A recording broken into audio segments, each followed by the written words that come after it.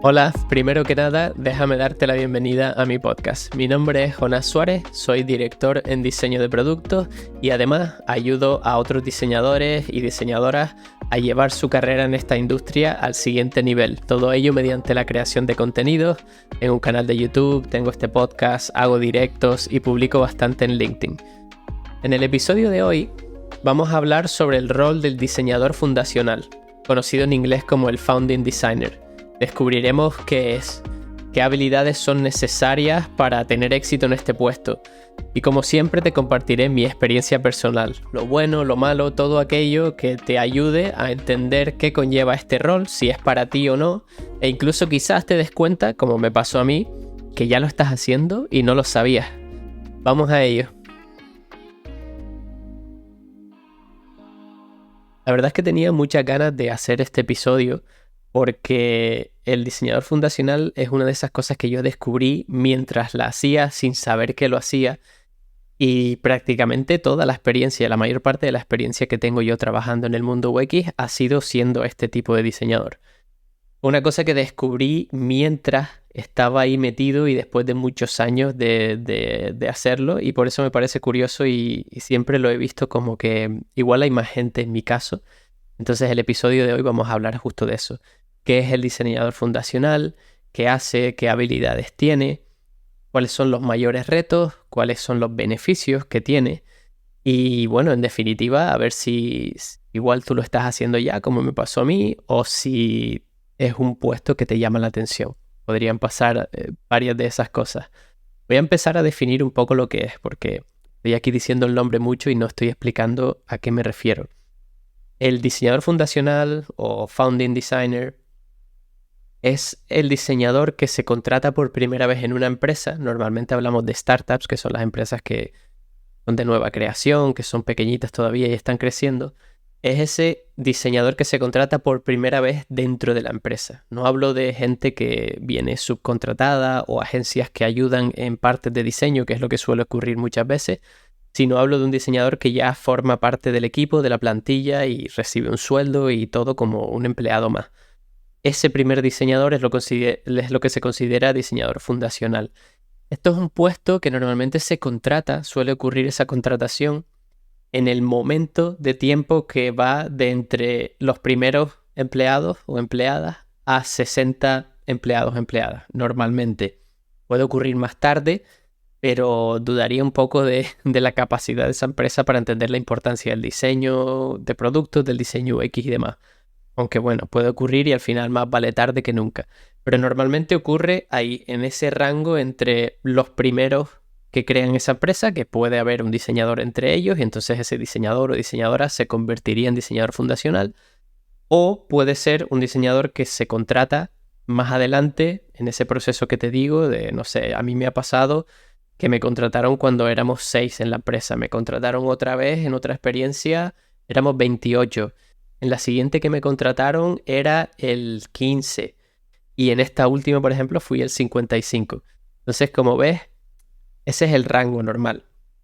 Puede ocurrir por ahí cuando las empresas se empiezan a dar cuenta o que es muy necesario o que ya no pueden pasar más tiempo sin esa cualidad porque esas habilidades le están costando caro, pues por contractors o por agencias que los están ayudando. Eso es básicamente la definición del diseñador fundacional. Primer diseñador in-house en una empresa. Y ahora bien, te estarás preguntando qué hace un diseñador fundacional, porque si eres el único diseñador o diseñadora y además el primero o la primera que contratan, pues en resumen lo haces todo. Y cuando digo todo me refiero a todo, incluso cosas que probablemente no estén en tu descripción de trabajo, porque a lo mejor la descripción es definiendo lo que hace un diseñador de productos, pero tú vas a acabar también ayudando a marketing en no sé qué presentación que pueden acabar haciendo. Y al final haces eso, todo lo que la empresa necesite en cuanto a diseño. Piensa que cuando entras a una de estas empresas no hay un entendimiento, no hay una madurez a la hora de entender la importancia del diseño, entonces es normal que la empresa piense que debes de hacer más cosas de las que realmente son tu responsabilidad, sobre todo a la hora de entender lo que es el UX y demás. Probablemente a esas alturas ellos sepan que es necesario un diseñador o una diseñadora, que es necesario alguien que ayude en esa función, porque habrán tenido algún inversor que les habrá aconsejado, igual alguien de la propia empresa vivió esa experiencia previamente y se dan cuenta de que es necesario, algún miembro del consejo de la empresa que lo haya recomendado. Esas cosas suelen ser como empieza a construirse esa necesidad o a entenderse esa necesidad de que hace falta un diseñador ahí que ayude. Lo que está claro es que al principio, como no tienen esa madurez, te van a ver como una herramienta. ¿Qué me refiero por herramienta? Pues que te van a ver como alguien que hace las cosas bonitas, mejora las experiencias. Yo le digo lo que tiene que hacer esa persona y esa persona lo hace. Eso es a lo que me refiero por herramienta. Y ahí es donde se empieza a poner interesante este puesto. Te va a tocar diseñar interfaces, te va a tocar establecer los procesos, aprender a colaborar con el equipo de producto, con el equipo de desarrollo. Vas a ser una pieza clave en generar todas esas cosas, en crearlas junto con el equipo. Vas a tener que buscarte la vida para hacer investigación de usuario, porque probablemente nadie sepa lo que es la investigación de usuario, o si lo saben, no saben qué conlleva, cómo se puede hacer. Probablemente estén todas esas cargas y esas suposiciones que todos tenemos, ¿no? Esos sesgos de que la investigación requiere mucho tiempo, mucho esfuerzo y mucho dinero, entonces vas a tener que ser tú la persona que cambie de opinión a la empresa en ese aspecto. Vas a tener que educar a la compañía siempre que tengas oportunidades, cada vez que haya una presentación, que puedas colaborar con alguien, hacerte valer, ayudar a otros para conectar, para que vean que las metodologías de diseño se adaptan y pueden ayudar en cualquier departamento, a cualquier persona en muchas situaciones diferentes. Y vas a tener que hacer todo esto comunicando incansablemente lo que haces, por qué lo haces, lo importante que es. Como te decía, ayudando a otros para que vean el valor que tienes, para que te deban un favor y te ayuden a negociar o a probar alguna idea, para todas esas cosas que hace falta, pues el apoyo de otros. En resumen, vas a tener que hacer bien tu trabajo, vas a tener que comunicar y compartir lo que haces y lo que aprendes y vas a tener que ayudar a otros. Este es el resumen que se puede aplicar en realidad a cualquier profesión. Lo que pasa es que aquí le añadimos que hacemos todo el abanico de lo que requiera diseño. Y te voy a hablar de algunos retos, te voy a hablar de las habilidades necesarias y demás. Y por medio de esas habilidades y esos retos que te voy a compartir, te vas a hacer mejor idea de lo que es necesario y de lo que hace un diseñador o diseñadora fundacional. La primera habilidad que yo creo que no puedes serlo si no la tienes es que vas a tener que ser un diseñador o diseñadora generalista. No hay otra forma de ser un diseñador fundacional. Porque lo que te decía, vas a acabar haciendo muchas cosas y vas a tener que ayudar a veces en áreas que a lo mejor no son tu especialidad, pero como tienes conocimiento de diseño, puedes ayudar ahí y la empresa no tiene a nadie para hacerlo y tú acabas haciéndolo. Entonces, la línea de tus responsabilidades, digamos que es bastante borrosa. No está claro qué haces y qué no deberías de hacer. Ayudas en todo lo que puedas. Lo que me lleva a que necesitas ser una persona proactiva, con iniciativa propia. Nadie te va a pedir hacer cosas aparte de las que estén claras que tengas que hacer. Si tienes que diseñar algo para un producto que hace falta o lo que sea, pero habrá muchos momentos donde nadie te diga qué hacer porque la empresa ni siquiera sabe cómo puedes ayudarles. Entonces tiene que ser una persona que se saque las castañas del fuego, que tenga esa iniciativa propia para sacar ese trabajo, para ayudar a la empresa y a la gente de otros departamentos, stakeholders y demás a hacer su trabajo también. Porque al final lo bueno que tenemos en diseño es que las metodologías de diseño se pueden aplicar a muchos campos y ayudan en muchísimas situaciones. Si tienes mucho que hacer, además eres proactivo, proactiva y buscas trabajo, eres generalista, lo siguiente que viene es que necesitas una habilidad de priorización muy grande, una confianza y una autoridad al hablar de la priorización para ayudar a entender al resto de la empresa, sobre todo a producto, desarrollo y demás, que solo eres una persona y que no puedes hacer 1000 cosas a la vez. Entonces hay que un poco apoyarse en esos stakeholders para que vean la importancia que tiene el diseño, pero también el trabajo que lleva y te ayuden a priorizar. porque sin la prioridad vas a estar a todo, no vas a conseguir tener calidad en nada y eso al final afecta. Todos van unidos, si te fijas, todas estas habilidades van unidas unas con otras. Y la siguiente para mí sería, necesitas una capacidad mayor que igual en otros tipos de puestos relacionados con el diseño para aceptar la ambigüedad, la inseguridad, el cambio. El cambio ocurre en las startups semana sí, semana también. Si no, porque alguien se va en el equipo, viene alguien, porque el mercado cambia, porque los resultados no están como queríamos, porque ese producto que sacamos pues no está funcionando tan bien, porque el deadline, la fecha de entrega hay que cambiarla y ponerla mucho más temprano porque viene alguien, un inversor que tiene que ver ese producto antes. Hay siempre algo que va a hacer que todo cambie, que no tengas nada completamente seguro, e incluso muchas decisiones las tengas que tomar asumiendo un riesgo detrás por esa inseguridad, esa ambigüedad de que no sabes qué viene. Si te fijas hasta ahora, aparte de generalista, que consideran muchos aspectos y también tiene cosas técnicas, ¿no? Habilidades técnicas. La mayoría de las habilidades de las que estoy hablando son habilidades socioemocionales, interpersonales, humanas, como quieras llamarlas. Vas a tener que aprender a influenciar, a negociar, porque tienen que aprobar tus ideas, tienes que conseguir que la compañía entienda que una decisión puede ser mejor para ayudar al usuario. Tienes que aprender a comunicar, a ayudar a otros. Tienes que crear esas alianzas para conseguir apoyo.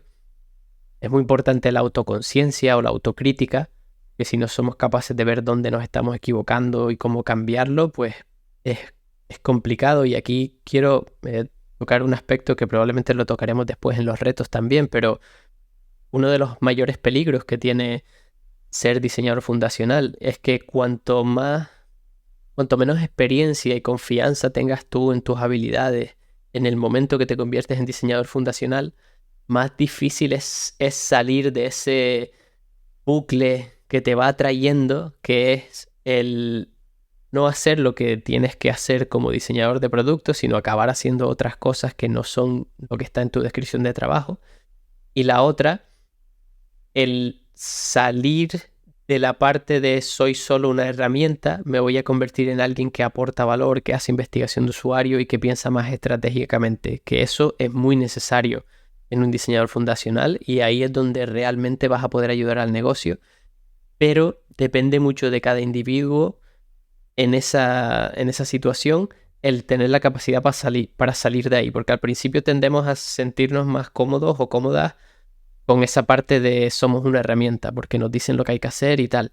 Pero si mantenemos esas expectativas mucho tiempo, después es difícil salir de ahí. Hay que tener esa confianza en nuestras habilidades, en nuestra carrera, esa profesionalidad, esa experiencia para saber equilibrar eso y salir de ahí y empezar a hacer el diseño de productos como se tiene que hacer y no como una compañía que a lo mejor no tiene la madurez necesaria te va a pedir. Y después, una cosa clave para mí personalmente, que he cambiado mucho de industria, es que cuando tú cambias de industria ya no eres experto en esa nueva industria, ya no sabes igual tanto, no tienes tanto conocimiento como para que ese conocimiento te ayude a crear diseños muy bien pensados que ayuden a resolver el problema y demás, sino que vas a estar un poco a expensas a la ayuda de otros que sí que tienen el conocimiento. Entonces, una habilidad que te ayuda a entrar en cualquier empresa, en cualquier industria y convertirte en una persona en un diseñador que puede generar diseños que realmente conectan como si tuvieras tú el conocimiento en plan experto, es la facilitación. Cuando aprendemos a facilitar workshops o talleres, la facilitación no es otra cosa que coger a las personas que saben, meterlas en un mismo proceso, ¿no? Y conseguir que nos den todo ese conocimiento que nos va a ayudar a tomar decisiones. Entonces la facilitación es una de esas que además nos va a ayudar a reducir el síndrome del impostor. Por eso mismo, nosotros no tenemos por qué tener conocimiento mientras tengamos la habilidad de extraer ese conocimiento de los demás para luego informar nuestros diseños. Lógicamente, tiene una parte de UI pura donde vas a tener que hacer diseño visual y cuanto más rápido mejor. En este tipo de empresas se prioriza normalmente el hacer las cosas con una buena experiencia y que se lancen al mercado lo antes posible para empezar a aprender, que la calidad. Entonces tienes que tener unos resultados profesionales como mínimo, con Figma, haciendo UI y demás, pero se prioriza esa rapidez, esa agilidad porque solo eres una persona. Todas estas están relacionadas a su vez con ser una persona resolutiva. Nadie en una startup está ahí para escuchar más problemas.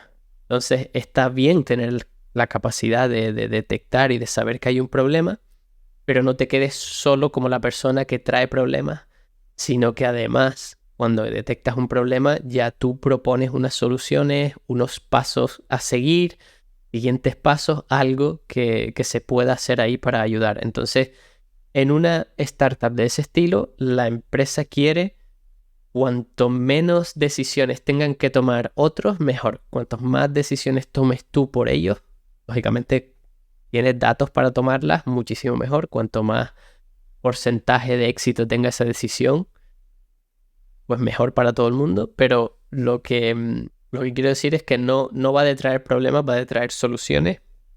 Y soluciones o ideas lo más testeadas o aprendidas posibles para no acabar tomando decisiones con mucho riesgo.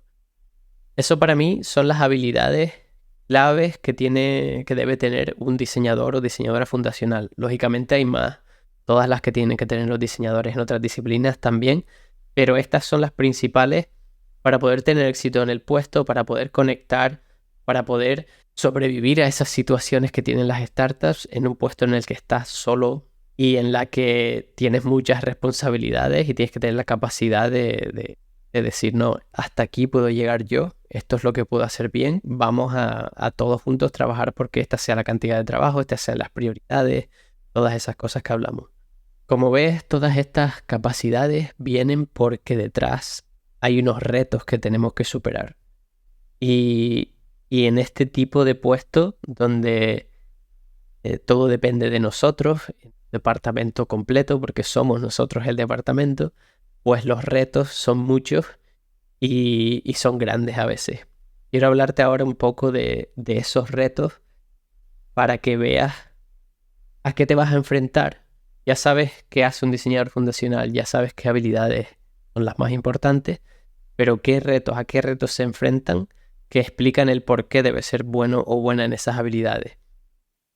El primero, que lo hablaba antes porque quiero que esto se quede muy claro en este podcast. Si algo te llevas de este podcast, que sea esto con respecto al diseñador fundacional, a este rol, es que debes tener mucho cuidado con pasarte a la hora de aceptar tus responsabilidades.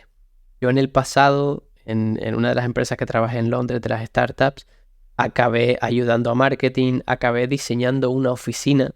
Mira tú, imagínate, eso no tiene nada que ver con lo que yo hacía. Además de seguir haciendo mi trabajo como diseñador de producto. O sea, ayudaba a marketing haciendo diseños, cosas para las redes sociales, presentaciones y demás. Hacía mi trabajo como diseñador de producto y encima estaba diseñando una oficina. Ese momento mío, trabajaba 13 horas, 14 horas diarias, me afectó a la salud, fue una locura. Entonces hay que tener mucho cuidado con no pasarte en tus responsabilidades, no poner unas expectativas que no son realistas y que la empresa luego espere eso de nosotros. Y siempre comunicar, hey, yo soy una persona, puedo llegar hasta aquí, esto lo puedo hacer así. A medida que añadas más, todo lo demás pierde calidad porque ya no tengo el tiempo necesario, la atención necesaria y tener la personalidad, pues para decir, no, mi definición, lo que yo hago en mi trabajo es esto. Aunque como estás en una startup y como el puesto lo requiere, siempre vas a hacer alguna cosilla aquí y allá afuera para ayudar, pero que no se convierta en una norma, sino sea una excepción, siempre una excepción a la regla. A mí me pasó que no supe esas primeras veces, esas primeras experiencias, salir de ahí y ya entré en ese agujero negro que te atrae y no podía salir. Y entonces acabé quemándome, acabé dejando a la empresa, que es lo que no quieres que pase. A partir de ahí yo ya aprendí un poco a llevar ese equilibrio, a hacerme valer y respetar un poco más y no volví a caer en ese error. Otro reto al que te enfrentas aquí y que te va a servir para el resto de tu carrera, un reto que a mí me abrió los ojos, la verdad, es que cuando estás en ese tipo de situación te das cuenta de por qué le debería importar a otros, a la persona que sea en la empresa, en otra parte de la empresa, lo que hacemos nosotros, qué es el diseño y qué valor tiene. ¿Te importa a ti qué hace alguien en ventas? ¿Cuáles son sus problemas o no? Pues probablemente no, probablemente no sepas tanto de qué ocurre ahí. Entonces es bueno para tu carrera darte cuenta de esto y empezar a tomar responsabilidad en que vender y explicar el valor de lo que tú haces depende de ti. Y no te pases la vida esperando a que sea la compañía o alguien que se dé cuenta de que eso es importante, porque te vas a frustrar. Algo que puedes hacer, una metodología que existe, que para mí ha cambiado mi carrera, tengo un vídeo en YouTube sobre ella, se llama Listening Tours. La cogí de un libro que se llamaba The UX Team of One, equipo de UX de una persona. Los Listening Tours es tan fácil como entrevistar a los stakeholders clave de cada nuevo proyecto, de la empresa, de esos momentos en los que entramos nuevos o nuevas a algo. Entrevistamos para aprender cuáles son sus motivaciones, cuáles son sus problemas, cuáles son sus mayores éxitos, qué es lo que más le preocupa a la hora de tomar decisiones. Todas esas cosas nos van a dar información para luego ser capaces de ayudar a estas personas. Te pongo un ejemplo claro.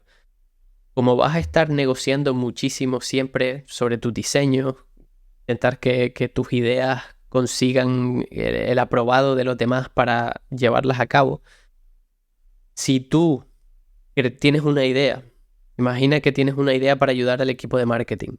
Tú tienes esa idea y vas a la persona que es más, que toma las decisiones en marketing, el stakeholder o la stakeholder de marketing, y le dices, oye, mira, se me ocurrió esto de producto que te puede ayudar en este aspecto del marketing. Esa persona va a sentir que tú, que vienes de fuera, que no tienes tanta idea como ellos, ni eres experto o experta en el tema, estás trayendo una idea que no ha tenido en cuenta a nadie de marketing ni nada. Entonces lo más normal es que encuentres fricción, una defensa detrás de esa persona, porque esa persona no siente que haya sido involucrada a la hora de crear esa idea. Sin embargo, si tú haces una ronda de listening tour al principio de cada nuevo proyecto, de cada vez que empiezas a colaborar con alguien nuevo, o cuando entras en una empresa por primera vez a trabajar, ¿qué ocurre? Que ya tú sabes exactamente qué problemas les preocupan en este ejemplo concreto, qué problemas tiene esta persona de marketing, cuáles son sus mayores logros, qué objetivos tiene, qué motivaciones, todas esas cosas. ¿Qué pasa? Que si hacemos exactamente lo mismo, yo tengo una idea, la misma idea que antes, exactamente la misma, pero yo se la presento a esta persona de forma que no es, mira la idea que tuve, quiero que apruebes esto, es, oye, después de aquella conversación que tuvimos en la que tú me hablaste de este problema, estuve pensando, se me ocurrió esta idea, gracias a ti, porque me hiciste pensar en esto que era importante. ¿Por qué no vamos e intentamos hacerla? Esa persona va a sentir que fue involucrada en esa idea, que participó de ella. Entonces va a bajar las barreras defensivas y te va a apoyar en eso. Sé que suena un poco manipulativo, a mí me gusta llamarlo, como dice Marta Conde en uno de sus podcasts en el que hizo para HUG. No me gusta llamarlo manipulación, me gusta más, como dice ella, seducción. No, seducción es más bonito. Pero aparte de eso, es lógico. Yo no puedo ponerme a diseñar cosas que van a afectar a otro departamento que yo no entiendo sin involucrar y saber qué está ocurriendo ahí. Entonces también tenemos que hacer eso para entender más lo que está ocurriendo en la empresa, para conectar. Lo que me lleva a que otro de los retos es, tenemos que aprender a abrir nuestro proceso de diseño. A veces somos muy celosos o celosas de nuestro proceso porque nos da cosa, porque no queremos recibir crítica antes de que las cosas estén como a nosotros nos gustaría. Pero aquí, en esta situación, en este tipo de puesto, cuanto antes abras tu proceso, cuanto más democratizado esté, no en cuanto a que te digan cómo hacer las cosas y tu opinión no cuente ni nada de eso, sino que haya varios puntos donde conectes y pidas feedback de diferentes personas, mejor va a ser tu trabajo, más fácil va a ser conseguir que te apoyen y que salgan las cosas bien, mejor va a ser los diseños y más más fácil va a ser para ti tomar esas decisiones de diseño, porque vas a tener más conocimiento de lo que se puede hacer, de lo que no se puede hacer y demás, porque si tú involucras desarrollo, por ejemplo, desarrollo va a poder darte un montón de ideas que pueden afectar a tu diseño y que si tú no las tienes en cuenta, puedes acabar haciendo algo y perdiendo el tiempo trabajando en algo que no se podía hacer. Relacionado con el proceso, no solo tienes que abrir el proceso, sino buscar un proceso que funcione para ti y para tu equipo, porque no estás trabajando solo o sola. Estás colaborando con más gente, con product manager, con product owner, con desarrolladores, con stakeholders.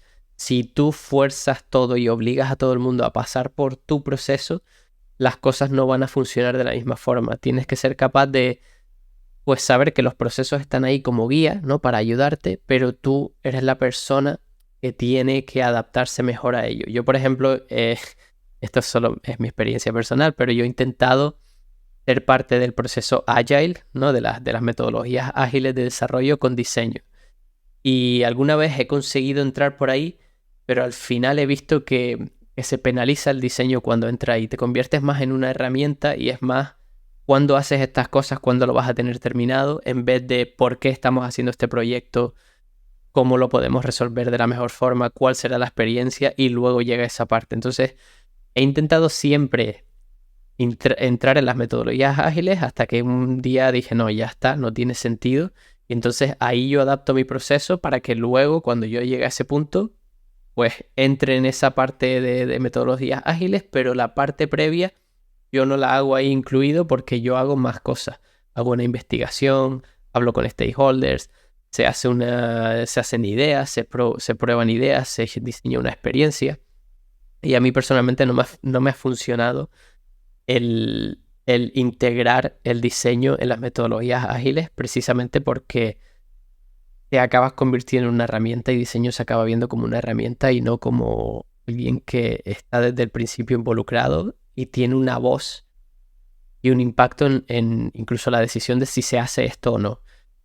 ¿Qué quiero decir con este ejemplo? Pues eso, que tienes que adaptar los procesos y ellos van a tener que adaptar los procesos y se va a buscar un proceso que funcione un poco para todo el mundo, para ese equipo. Y va a ser muy diferente dependiendo del equipo, dependiendo de la empresa, dependiendo de muchos factores. Entonces no pienses que se puede estandarizar y decir vamos a usar el proceso del Double Diamond y ese es el doble de diamante y punto. Porque no funciona así. Al final cada empresa requiere una forma de trabajar y luego cada proyecto en sí, unos tendrán pocos recursos, otros no tendrán mucha habilidad en el equipo, en lo que requiere el proyecto. Otros tendrán una fecha de entrega que será muy pequeña, muy corta. Hay muchas cosas que te hacen también adaptar y aprender a adaptar tu proceso. Por eso ese es uno de los mayores retos. Reto del que hablaba antes también es educar a la empresa, a tener que comunicar, educar a la empresa en lo que es el UX, en la importancia de la investigación de usuario, en la importancia de las metodologías que da el diseño para, pues, facilitar talleres para hacer ideación, brainstorming, todas esas cosas. Esto va relacionado también con comunicación. Vas a tener que enfrentarte a retos de comunicación porque vas a hacer presentaciones, vas a intentar vender tus ideas, vas a intentar educar a la empresa y eso conlleva esa parte educacional. Tampoco va a ser nadie nada por ti. O sea, si tú no lo haces, no lo va a hacer nadie por ti. Y aquí es una de esas cosas que yo siempre veo en la industria a muchos diseñadores y diseñadoras quejándose de, no, es que mi empresa no tiene presupuesto para investigación, es que no me dan tiempo, es que no tal, es que no cual. Siempre hay algo y no hacemos investigación, cuando en realidad nosotros podemos hacer la investigación de usuario de forma que la adaptemos a la situación que tenemos. Y si no puedo hacer 10 entrevistas durante 10 semanas, igual hago una entrevista un día. Y eso es mejor que nada. O si no puedo, pues, crear una encuesta y mandarla a 1000 personas, pues igual hago una encuesta y la paso a 100 personas y tengo menos resultados. O analizo los datos de la plataforma. Todas esas cosas son mejores que no hacer nada. Y cuanto antes empecemos a darnos cuenta que es nuestra responsabilidad y depende de nosotros que eso empiece a tener visibilidad en la empresa, mejor nos va a ir. Porque, como decía, nadie lo va a hacer por ti. vas a tener muchos momentos en los que tengas ganas de pelear por algo en concreto, por ejemplo, la investigación de usuario, pero va a haber otras muchas batallas que es normal que no quieras luchar y no pasa nada. Busca ese equilibrio en qué batallas te van a dar más beneficio y cuáles puedes decir, bueno, aquí no me voy a poner ahora a pelear con esta persona para ver si hacemos esto o no, y mismo y me centro en esto otro. Tienes que aprender a llevar esa energía, ese equilibrio de dónde invierto mi energía o no. Por supuesto, creo que ya te estarán dando cuenta que otro reto es el tiempo. El tiempo en una startup para un diseñador fundacional es un lujo. Es un lujo, al igual que lo son los recursos que te ayude alguien de tu equipo o de la empresa. Dinero, presupuesto para hacer cosas, también es uno de esos retos. Todo eso es un lujo en una posición como la del diseñador fundacional. No es algo que vayas a tener y lo vayas a tener de sobra. Es algo que tienes que usar con mucho cuidado y como si fuera un dinero que no puedes gastar, básicamente, que es tu dinero, es lo que tienes y tienes que sobrevivir con eso. Lógicamente, si no hay presupuesto, si los tiempos son cortos, si tenemos estas presiones, la calidad siempre se va a resentir un poco. Entonces hay que aprender a olvidarse de la perfección. Una de las cosas que más me han enseñado las startups es que la perfección es mucho mejor algo hecho, aunque no esté increíble, que algo perfecto, porque algo perfecto nunca llega, no es posible, estamos siempre trabajando en eso y no tenemos la oportunidad de lanzarlo y aprender qué es realmente lo que queremos hacer en estos casos. Entonces eso es mejor hecho que perfecto. Relacionado con esto, es mucho mejor hacerlo correcto que hacerlo bien. Me explico. En este tipo de empresas donde hay muchas presiones, donde todo es rápido, deprisa y corriendo, es muy normal caer en la trampa de como estoy haciendo algo, como el equipo está haciendo algo, pues se siente que lo que estamos haciendo es valioso, pero en realidad no tenemos datos para saber si eso es lo que deberíamos hacer. Tienes que intentar evitar esa trampa y dedicarle más tiempo a entender e investigar por qué deberíamos hacer esto y no esta otra cosa, y no tanta importancia en hacer esa cosa bien, porque es mejor saber que lo que haces va a tener un impacto y va a funcionar, ya sea para el usuario que para la empresa, que hacer algo muy bonito, con mucha calidad, que al final no mueva nada, ninguna métrica, nada que beneficie al usuario o al negocio. La mayoría de los retos que te presenta este puesto de diseñador o diseñadora fundacional son ejercicios de buscar el equilibrio. El equilibrio en todo, el equilibrio en cuánto comunico, cuánto educo, qué batallas lucho, cuáles no. El equilibrio entre hacer, y por hacer me refiero a estar más construyendo algo, diseñando interfaces, creando un producto, y la estrategia. El equilibrio también es importante. Tener un plan de por qué hacemos esto, qué haríamos si esto no funciona, todas esas cosas te va a ayudar, igual que te va a ayudar a crear un buen producto. Entonces hay que buscar ese equilibrio ahí. Y todas estas cosas, todos estos retos que he mencionado hasta ahora, acaban en uno que se vuelve muy fuerte, que es el síndrome del impostor. De ese no vas a poder huir porque primero estás haciendo muchas cosas, cosas que están fuera incluso de tu descripción de trabajo. Luego estás colaborando con mucha gente que es experta en el tema y tú no. Y además estás colaborando con muchos departamentos, adaptando tu proceso, abriendo tu proceso a todos, buscando feedback, todas estas cosas que hacen que parezca, en realidad no lo hacen las personas, pero nosotros lo sentimos así, que nos estás juzgando, que nuestro trabajo igual piensan que no es tan bueno, que no crees que vayas a conseguir buenos resultados, te pones esa presión, no sé si voy a poder hacer esto o no. Y entonces el síndrome del impostor ataca bastante fuerte. Pero es cuestión de acostumbrarse, es cuestión de empezar a entender el síndrome del impostor como algo que está ahí para prepararnos de que lo que viene es algo que lo que tenemos que estar atentos e intentar hacerlo lo mejor posible. Y sobre todo el que si estamos sintiendo el síndrome del impostor quiere decir que vamos por el buen camino, que estamos creciendo. Si no lo sintieras quiere decir que estás estancado, estancada y no estás progresando. Sé que es fácil decirlo, que no pasa siempre, que muchas veces pues nos ataca y nos ataca. Y bueno, es lo que hay, es lo que tenemos que aprender a llevar. Pero no te preocupes, no todo tiene por qué ser malo, no todo tiene por qué ser grandes retos a los que nos vamos a enfrentar o habilidades que necesitamos porque la situación es muy complicada o es un puesto difícil. También tiene muchos beneficios. Si consigues lo que te he recordado varias veces en el podcast, si consigues no caer en la trampa de convertirte en una herramienta, tu perfil como diseñador o diseñadora, al ser diseñador o diseñadora fundacional, se va a convertir en uno de los perfiles más relevantes para el mercado. Para cualquier mercado, si te soy sincero. Porque vas a aprender a educar, vas a aprender a sacarte tú las castañas del fuego, a hacer tú lo que necesites hacer, a tener esa iniciativa propia. Vas a aprender a convencer a los demás, a crear esas relaciones, establecer esas relaciones con los demás y eso.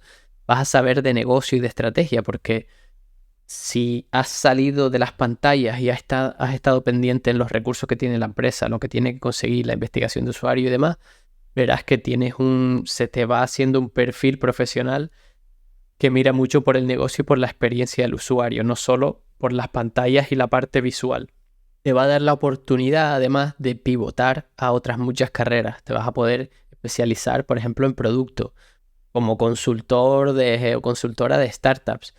Incluso crear tu propia empresa. Muchos de los mejores fundadores o fundadoras de startups del mundo son diseñadores o diseñadoras, como puede ser Canva, creo que es una diseñadora, Airbnb es un diseñador. Hay muchas empresas que vienen de diseñadores que casualmente siempre han estado involucrados en ayudar a startups. Puede ser que han estado involucrados en esa parte de creación de nuevos productos y de startups.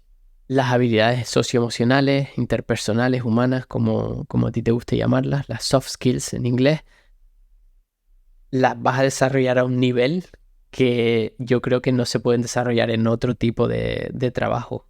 Y los retos a los que te habrás enfrentado en general, sobre todo esta parte de la que hablábamos de las relaciones, de intentar saber negociar, convencer, usar los números y eso, te van a ayudar a convertirte en un gran manager si algún día quieres. Algunos de los mejores managers que yo conozco son UX y tenemos ese extra si eres diseñador fundacional porque has creado y desarrollado todas estas habilidades cercanas al negocio, cercanas a las habilidades socioemocionales, pero además tienes ese lado, esa visión humana, ¿no? Del usuario, de preocuparte por la persona, empatizar con la persona que tienes enfrente, que eso al final es lo que hace un manager, un líder de un equipo. No te quiero mentir tampoco, no es un puesto para todo el mundo.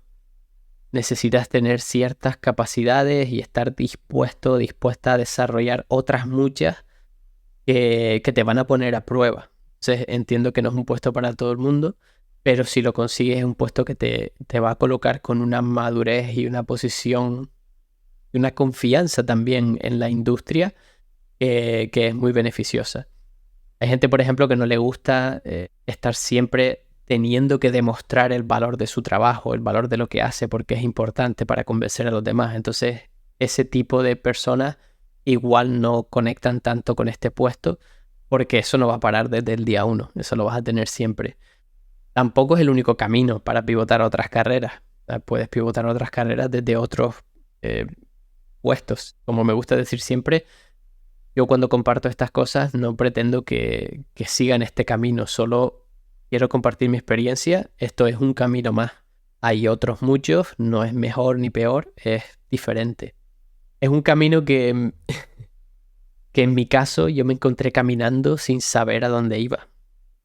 Y fue creo que como a los 3 años, 4 años por ahí de hacer esto una y otra vez, cuando descubrí, no me acuerdo qué hice, una búsqueda, algo me salió por ahí, que vi el Foundational Designer y empecé a leer varios artículos que hay en inglés y me quedé, esto es lo que yo llevo haciendo un montón de años.